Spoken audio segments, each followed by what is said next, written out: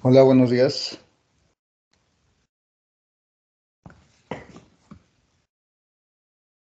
Buenos días, doctor. Buenos días, Buenos doctor. días, buenos días. ¿Cómo estamos? Buen día. Bueno, vamos a continuar rápidamente con esta parte del tema que nos falta ya para que pues puedan descansar aunque sea un ratito o puedan irse a tomar un café. Es una parte ya muy cortita lo que nos falta y entonces espero no entretenerlos tanto. No sé si de lo que platicamos la ocasión pasada alguien tenga alguna duda.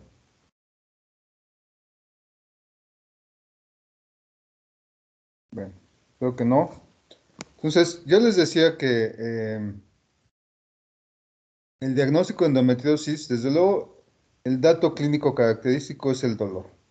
Y este dolor generalmente está muy asociado al ciclo menstrual, aunque también ocasionalmente puede haber dolor intermenstrual. Entonces, a veces es un poquito ambiguo, pero habitualmente el dato clínico característico del dolor durante la endometriosis es que es cíclico y es durante la menstruación. ¿Por qué? Bueno, porque digamos que ese tejido ectópico que es funcional, que es receptivo a estrógenos, pues igual conforme empieza a estimularse por parte de los estrógenos, pues puede sangrar ese tejido y de alguna manera irritar la zona donde se encuentra. Entonces, ese es un dato clínico muy característico de las pacientes. De hecho, nos han tocado pacientes con endometriosis a nivel de la herida quirúrgica posterior a una cesárea, en las cuales es muy característico, se les inflama la zona de la endometriosis, la zona de la herida quirúrgica, cada que viene el ciclo menstrual, y ellos lo refieren, lo detectan de forma muy, muy fácil, ¿no? Porque lo observan que es muy clínico, ¿no? Es muy cíclico, perdón. Entonces, ese dolor puede estar asociado a endometriosis. Bueno, desde luego puede haber dispareunia. Esto desde luego asociado a los focos ectópicos, sobre todo a nivel de fondos de saco, y habitualmente por la ubicación anatómica y por la propia, digamos, inercia del tejido que puede haber reflujo hacia la cavidad pélvica, pues tiende a acumularse en los fondos de saco y es donde se llega a implantar y es donde les puede dar ese dolor y está muy asociado dolor a la relación sexual. Entonces, es característico también ese dolor. De hecho, si ustedes hacen un tacto vaginal, muy probablemente, y si hay datos de endometriosis, a veces hasta se llegan a palpar nodulaciones en los fondos de saco. Y esto es secundario a estos focos endometriósicos. Otro dato que puede haber es síndrome uretral bajo, es decir, ese dolor, esa disuria a la hora de orinar, pues desde luego que les va a condicionar dolor, ¿no? Y esto puede ser por focos endometriósicos. Miren, les platico y creo que ya les había comentado este caso de una paciente que nos tocó hace un par de años y de hecho mamá de una compañera de ustedes, de un compañero de ustedes que por alguna razón, bueno, la metimos a histerectomía por miomatosis uterina, ¿no? Y recuerdo muy bien que esa cirugía estuvo bastante laboriosa porque tenía muchas adherencias, bastantes adherencias, y nos costó la histerectomía, además que era un útero grande, pues los miomas y esto, finalmente pues una cirugía un poquito complicada, pero bueno, afortunadamente se terminó la cirugía y bueno, la damos de alta a esta paciente y al mes regresa, ¿eh? Regresa con dolor, con disuria y hematuria, ¿sale? Pasa al servicio de urgencias pide valoración por nosotros la valoramos, pues lo primero que sospeché cuando nos pidieron la valoración pues es que había alguna lesión vesical, alguna situación secundaria del procedimiento quirúrgico. Pasa la molestia, se quita la hematuria, se maneja como una infección de vías urinarias, se descarta alguna lesión ureteral o alguna lesión vesical, se va la paciente y al mes vuelve a regresar con hematuria y con dolor, ¿sale? Disuria. Y bueno, y así pasó durante 3 ocasiones, hasta que al final de cuentas en algún momento se sospechó el diagnóstico de endometriosis y efectivamente esta paciente se sometió a cistoscopía y se encontraban focos endometriósicos en la mucosa de la vejiga, ¿no? Y entonces, finalmente, este dolor cíclico en esta paciente específicamente, la hematuria de forma cíclica, bueno, pues empezó a sugerir que había un proceso endometriósico, ¿de acuerdo? También puede haber síntomas rectales por la ubicación propia que ya les comento, a nivel de fondos de saco posterior sobre todo. Puede irritar el recto y tienen esa sensación de evacuar sin poder evacuar. Hay dolor cada que hay ciclo menstrual porque se irritan esos focos endometriósicos. Acuérdense que la sangre es muy irritante, ¿sale? Y desde luego, pues puede haber sintomatología de acuerdo a la ubicación de los focos endometriósicos, ¿no? Ya ha habido pacientes que han tenido focos endometriósicos en diferentes partes del cuerpo y que de acuerdo a la ubicación, pues va a generar dolor. Y muy característico este dolor cíclico. El diagnóstico de esta patología, pues básicamente es clínico, ¿eh? Entonces, acuérdense que está asociado a dolor cíclico y a problemas de infertilidad, ¿sale? Entonces, esto es importante que lo consideremos siempre que estemos evaluando a una paciente. Entonces, es pacientes que tienen dolor de forma cíclica, que incluso las llega a incapacitar, pero que además les llegan y le refieren, oiga, doctor, también llevo mucho tiempo intentando embarazar y no me lograba embarazar, pues prácticamente nos está gritando el diagnóstico, ¿no? Entonces hay que descartar endometriosis en ese tipo de pacientes. Pero además, cuando sospechamos de endometriosis, pues debemos de apoyarnos de los estudios diagnósticos, ¿sale? Y muy frecuentemente, pues, estos estudios nos pueden confirmar el diagnóstico, ¿de acuerdo?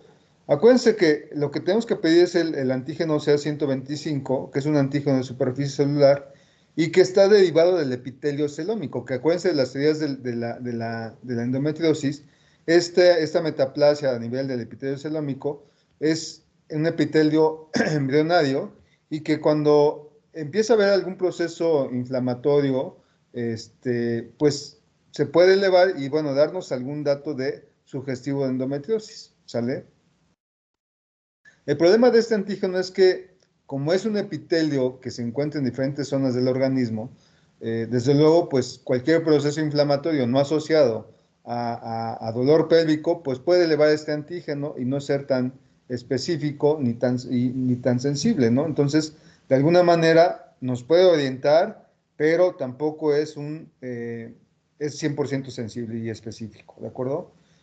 La otra manera de hacer diagnóstico es mediante estudios de imagen, ya sea por ultrasonido transvaginal, endovaginal o bien incluso ultrasonidos pélvicos, en los cuales nos pueden denotar imágenes por ultrasonido, en las cuales se pueden observar estos quistes endometriósicos y es muy característico el aspecto heterogéneo que muestran estos quistes, es decir, líquido con partes sólidas debido a que puede haber sangre y que puede dar esta imagen sugestiva de endometriosis. A veces se confunden estas imágenes con tumores malignos y desde luego cuando se asocia elevación del SA125, bueno, nos puede hacer sospechar de tumores malignos cuando en realidad pudiera ser endometriosis. Eso lo tenemos que ir relacionando la parte clínica con los laboratorios, ¿de acuerdo? Ese dolor cíclico, paciente joven, que no logra embarazarse, con SA125 elevado y con imágenes sugestivas de tumoraciones heterogéneas, sugestivas a malignidad, pues también hay que sospechar que no sea un focos endometriósicos. Y desde luego, pues se pueden hacer otros estudios mucho más sensibles, como son la resonancia magnética, incluso la tomografía, pero bueno, a lo mejor ni siquiera es necesario llegar a esos estudios tan sofisticados cuando clínicamente nos puede estar avisando que puede ser un quiste endometriósico. Vean, incluso, bueno, también se puede hacer el diagnóstico con la paroscopía, ¿no? Que a lo mejor sería una forma de hacer una visión directa de estos focos endometriósicos, pero vean cómo se ven esos quistes achocolatados, ¿no? Que están rodeando toda la superficie del ovario y que este es epitelio endometrial, ¿sale? Cada que viene el ciclo, cada que viene el estímulo por estrógenos, estimula ese tejido y puede haber sangrado, y este sangrado es el que irrita. Pero además este sangrado genera adherencias en todas las estructuras adyacentes que de alguna manera pueden modificar la anatomía también de la salpinge y obliterarla y condicionar también otra causa de infertilidad, es decir, modifica la anatomía también de la salpinge, oblitera la salpinge y bueno, esto puede asociarse también a los problemas de infertilidad. Entonces, la laparoscopía puede ser un estudio diagnóstico y terapéutico, porque por acá se ven y se pueden tratar estos focos endometriósicos mediante cauterización con el electrocauterio, ¿no? Se queman estas zonas de lesión esperando que no se vuelvan a regenerar, ¿no? Bueno, el tratamiento médico de la endometriosis, desde luego, va enfocado a inhibir la producción de estrógenos que estimulen este tejido endometrial ectópico, ¿no? Y puede ser desde antiandrógenos como el danazol, que es un derivado de la etiniltestosterona, y son dosis muy altas de este medicamento de 600 a 800 miligramos por día. Pero el problema de este medicamento es que como es un efecto androgénico, pues desde luego, pues a las pacientes les va a generar datos de hiperandrogenismo, como aumento del vello facial, acné, aumento de peso, tiene efecto anabólico, ¿sale? Y desde luego, este medicamento también va a inhibir a nivel del sistema nervioso central la liberación de GnRH y como consecuencia puede generar eh, eh, alteraciones en la menstruación, pero además amenorreas, ¿no? Es secundario a esto. Pero además los andrógenos también tienen efectos sobre el metabolismo de los lípidos y aumentar tanto colesterol como triglicéridos y desde luego pues en las pacientes que tienen problemas de metabólicos pues los puede alterar. Entonces, ese es el problema. Sin embargo, son tratamientos de primera elección. Una es por el costo, dos por la accesibilidad de estos medicamentos. Entonces, sí se puede ocupar, sin embargo, bueno, pues hay otras alternativas que desde mi punto de vista pueden ser más económicas e igual de eficientes, ¿sale? Y esa alternativa es a base de progestinas, ¿sale? Hay diferentes presentaciones, ¿no? Desde la noretindrona, que puede ser también desde 5 a 20 miligramos por día, hasta 200 miligramos en 3 meses. O sea, se pueden ir, digamos, alternando esos medicamentos a base de progestina. Y el fundamento también para el tratamiento de las progestinas es que se inhibe la liberación pulsátil de GnRH y como consecuencia, pues inhibe la producción de estrógenos. De hecho, el tratamiento médico va enfocado hacia evitar la producción de estrógenos. Y otro tipo de progestina pues puede ser el acetato de medroxiprogesterona, el megestrol o el DIU con levonorgestrel, que son liberadores de una progestina y que de alguna manera van a inhibir la liberación de estrógenos por inhibición directa de la GnRH. ¿De acuerdo? También podemos ocupar anticonceptivos orales combinados, ya que esto va a asemejar un embarazo, va a ser un pseudoembarazo, y de alguna manera van a deshidratar este tejido endometrial y van a favorecer la apoptosis de este tejido endometrial ectópico y de alguna manera van a disminuir toda la sintomatología que condicione la endometriosis. Pueden ser también agonistas de GnRH. Vean, todo va enfocado a bloquear el eje hipotálamo hipófisis ovario. Y esto también con los agonistas, el problema de los agonistas de GnRH es que van a inhibir la liberación pulsátil de GnRH y como consecuencia sí pueden dar lugar a una menopausia por medicamento, ¿no? Y generamos un hipogonadismo hipogonadotrópico. Esos son algunos de los agonistas de GnRH, como el leuprolide, ¿no? Que se pueden ocupar por mes, incluso dependiendo de las pacientes, hasta cada 2 meses, pero lo que se va a inhibir totalmente es GnRH. El problema de esto, pues, es que condicionamos una menopausia por medicamento.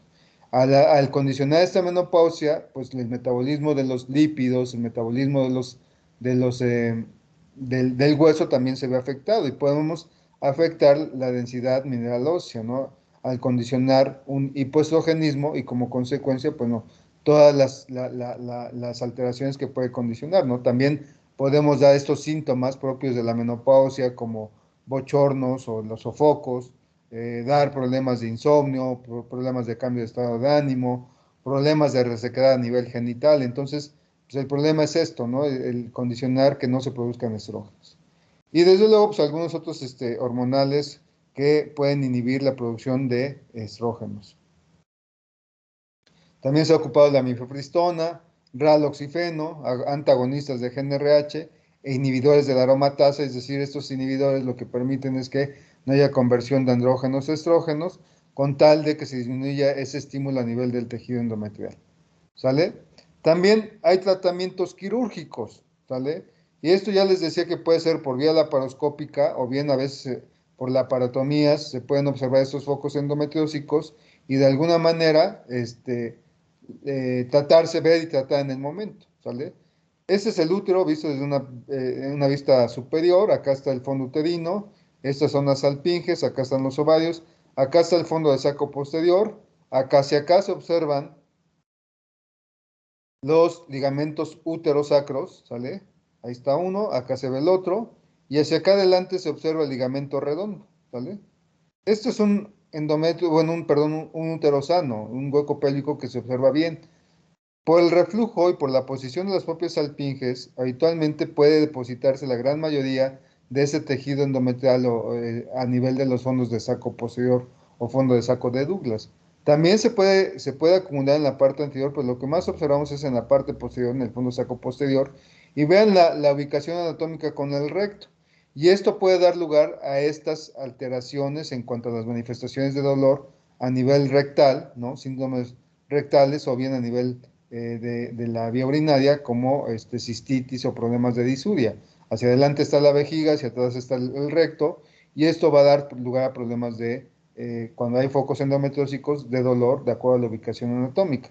También puede haber quistes endometriósicos unidos a los ovarios, y esto genera unas adherencias que son muy difíciles a veces de disecar. Entonces yo por eso les comentaba que dentro de los tratamientos quirúrgicos que a mí me genera más dificultad técnica, pues son las enfermedades pélvicas inflamatorias, y dos es los focos endometriósicos, porque generan adherencias importantes y a veces no encontramos algún plano para poderlos disecar.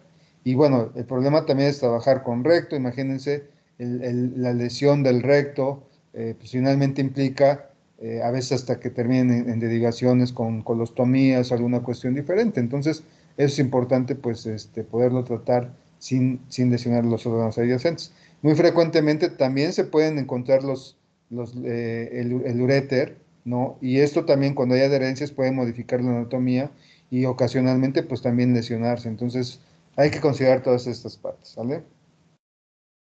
El tratamiento quirúrgico, desde luego, es la ablación mediante electrocirugía, electrocoagulación o bien la extirpación de los focos endometriósicos. Cuando se pueden hacer, pues hay que quitarlos. Cuando hay quistes y se pueden quitar todo el quiste, pues sería el tratamiento ideal, ¿no? A veces, cuando estos focos están muy diseminados, a veces requieren de histerectomía con salpingofarectomía bilateral, ¿no? Y desde luego, estas pacientes que les quitamos los ovarios, pues las predisponemos a una menopausia quirúrgica, ¿no? Y esto, pues de alguna manera van a requerir de algún tratamiento postmenopáusico con alguna terapia hormonal sustitutiva a base de estrógenos. Y en estos pacientes, específicamente en la paciente que está con diagnóstico de endometriosis, debemos dar, y que hacemos salpingofarectomía, debemos dar tanto estrógeno como progestágeno. Pues el estrógeno, pues para sustituir esas hormonas que no se están produciendo de forma natural al quitar los ovarios, y la progestina para contraponer el efecto de los estrógenos. Sobre todo en esas pacientes que tienen focos endometriósicos todavía y que a lo mejor pudiera quedar algún foquito que no se haya tratado o que se vuelva a reactivar por la acción de las hormonas, pues sí requieren también de estrógeno más progestina. Es la única indicación en la paciente que no tiene útero dar estrógeno más progesterona como una terapia hormonal sustitutiva. Es decir, en la paciente posmenopáusica que tiene útero e iniciamos una terapia hormonal sustitutiva, tiene que ser paciente con útero, y esa es una primicia y no se les olvide, ¿sale? Una paciente con útero que iniciamos terapia hormonal sustitutiva con estrógenos, tenemos que dar progesterona. ¿Por qué o con qué finalidad? Con la finalidad de proteger el endometrio. Por si yo doy puros estrógenos en una paciente posmenopáusica, vamos a condicionar patología endometrial, porque damos estrógenos sí, contraposición por progesterona. En la paciente que no tiene útero, ahí sí podemos dar puros estrógenos porque ya no hay ese órgano receptivo a estrógenos, y entonces podemos dar terapia hormonal sustitutiva a base de puros estrógenos. ¿De acuerdo? Sin embargo, en la paciente con endometriosis, como puede haber todavía focos endometriósicos en zonas que no por alguna razón no pudimos localizar, sí se recomienda dar tanto estrógeno como progesterona a pesar de que ya no tenga útero, ¿de acuerdo? Pues para evitar estimular esos focos ectópicos con endometriosis, ¿de acuerdo? Entonces, esa es la situación. No sé si hasta aquí tengan alguna duda, alguna pregunta. Doc, a lo mejor no escuché, pero exactamente qué significa histerectomía con S o B, Ah, es salpingo o ferectomía bilateral. Es decir, quitas salpinges, quitas ovarios. ¿Sale? O sea que quitan Esto todo, quitan el útero, las alpinges y los ovarios, absolutamente todo. sí se quita exactamente. Es salpingo, es histerectomía, se quita el útero con la salpingo o forectomía, es decir, salpinges y los ovarios. Esa es la recomendación, sobre todo en las pacientes ya que están, por ejemplo, muy cercanas a la menopausia o ya que tienen fertilidad satisfecha. Sin embargo, no en todas las pacientes está recomendada la histerectomía, porque pacientes jóvenes, pues a veces tienen deseo de embarazo y ahí lo que tienes que hacer es quistectomía, ablación de los tejidos ectópicos de endometrio y tratar de conservar los ovarios, pues por fines reproductivos, ¿no? Pero hay situaciones que en las cuales, sobre todo les digo, en pacientes que ya están muy cercanas a la menopausia o que ya tuvieron su fertilidad satisfecha, bueno, pues ahí sí tenemos que valorar el retiro del útero y ocasionalmente, pues también los ovarios, ¿no? Sería lo ideal, quitar ovarios, pues para evitar la producción de estrógenos por parte de los ovarios y quitar ese estímulo endometrial. El problema de quitar los ovarios es que quitas totalmente la producción de estrógenos y vas a generar otros síntomas como síntomas vasomotores, ¿no?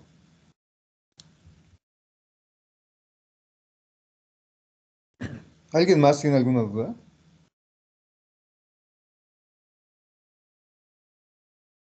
Desde luego, dentro de la endometriosis se va clasificando y se les da una estadificación desde estadios 1 hasta estadios 4, de acuerdo al grado de focos endometriósicos que existen, ¿eh? Hay diferentes tablas de clasificación, sin embargo, pues básicamente son como para facilitar el tratamiento médico o quirúrgico. Cuando hay sintomatología leve y hay pocos focos endometriósicos y ubicados muy cerquita del útero, bueno, se va a una clasificación o un estadio 1 y de acuerdo a que si hay lesiones mucho más amplias que van lastimando salpinges, ovarios o estas situaciones que generan que haya úteros o que no se distingan ya los planos anatómicos, bueno, pues ya es una clasificación, un estadio mayor, y bueno, que a veces requieren de tratamientos quirúrgicos o médicos más agresivos.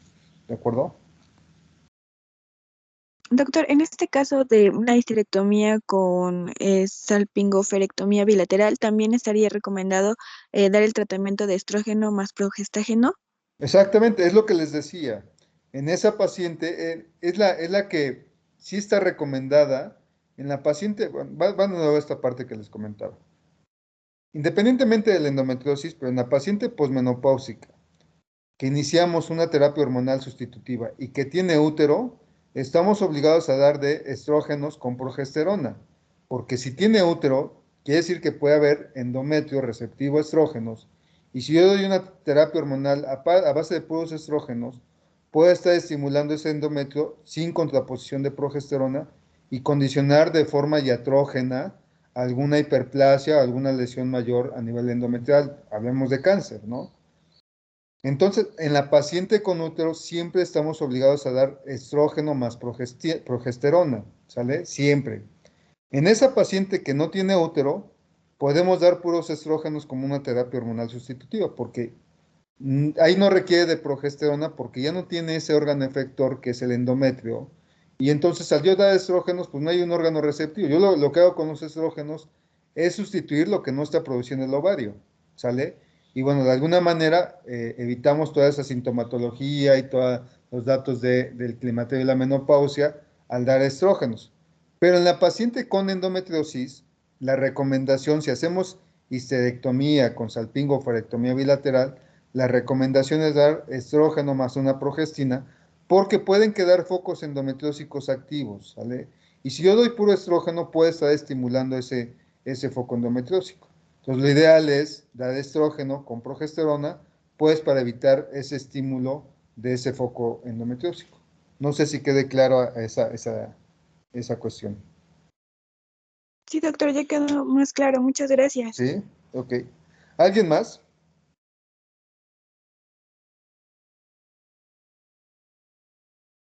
Bueno, acuérdense que la endometriosis va a condicionar, no solamente va a provocar problemas de infertilidad por la distorsión anatómica que condicionan los focos endometriósicos.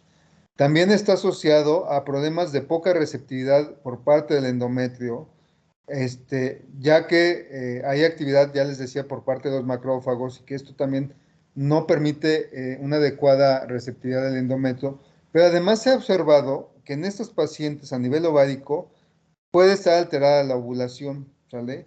Entonces son varios factores que están asociados a problemas de infertilidad en estas pacientes, ¿no? Ya les había comentado esta anatomía distorsionada, inferencia en el desarrollo ovular de la embriogénesis y hay baja receptividad del endometrio en estos pacientes con endometriosis. A veces logran embarazo, pero no se lleva a cabo la implantación. Entonces, son varias situaciones que pueden condicionar esterilidad en estos pacientes, ¿vale? Es importante que lo consideren porque a veces estas pacientes no logran embarazo, no logran embarazo, no logran embarazo, a pesar de que tengan ciclos menstruales cíclicos y se debe a estas cuestiones, a que se distorsiona la anatomía. Ven estas situaciones acá de adherencias, ¿no? Que distorsionan totalmente la anatomía, pero además tiene que ver con la embriogénesis. Puede haber un desarrollo normal del embrión y que puede dar lugar a pérdidas gestacionales de forma recurrente. Y otra causa es que, además de que si se da la fecundación, puede haber baja receptividad o poca implantación a nivel del endometrio. ¿De acuerdo? Bueno, si no hay mayor duda, mayor pregunta, vamos a dejar aquí la clase. Nos vemos el lunes vamos a ver anticoncepción, ¿de acuerdo? Queda pendiente para las doctoras que se acercaron conmigo o se pusieron en contacto conmigo con respecto a que eran alumnas del doctor Ignacio. El mismo miércoles se comunicó conmigo la doctora Margarita Báez y me dice que todavía no hay algún documento oficial pues para que se haga el cambio. Yo como les comento no tengo inconveniente en que se anexen al grupo con esas salvedades en cuanto a que pues no nos vamos a regresar en cuanto a los temas, pero ya será cuestión de ustedes de que ustedes se pongan al corriente con todo el temario que hemos visto y en su momento pues yo tendré que ver la manera de cómo evaluarlas, la manera también de que no perjudicarles en su calificación final. Pero de momento, pues nos vamos a seguir así. Yo no le digo, pueden estar en la clase sin problema.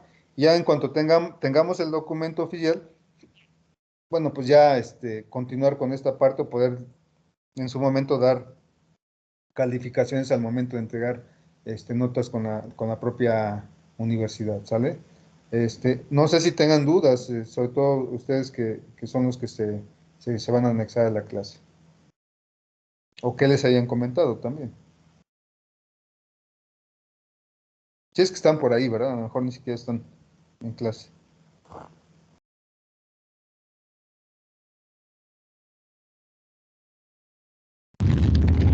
Sí, doctor, sí estamos. Pues ayer nos comentó un compañero que es como el representante de todo el grupo, que le dijeron que ya Secretaría va a hacer como el documento oficial para que a partir del lunes, pues ya se hagan los movimientos me parece que en autoservicios para que ya nos aparezca la materia. Ok, de acuerdo. De todos modos, ustedes sigan conectándose y bueno, pues ya platicaremos en su momento cuando llegue esa situación, ¿no? ¿Sale? Entonces, pues no sé si hay alguna otra situación ahí pendiente con ustedes. No, doctor, todo ¿No? bien por ahorita. Gracias. Bueno, muy bien, pues nos vemos el lunes entonces. Cuídense mucho. Buen fin de semana para Muchas todos. gracias, doctor. Gracias, Gracias, doctor. doctor. Hasta luego. Gracias, doctor, igualmente.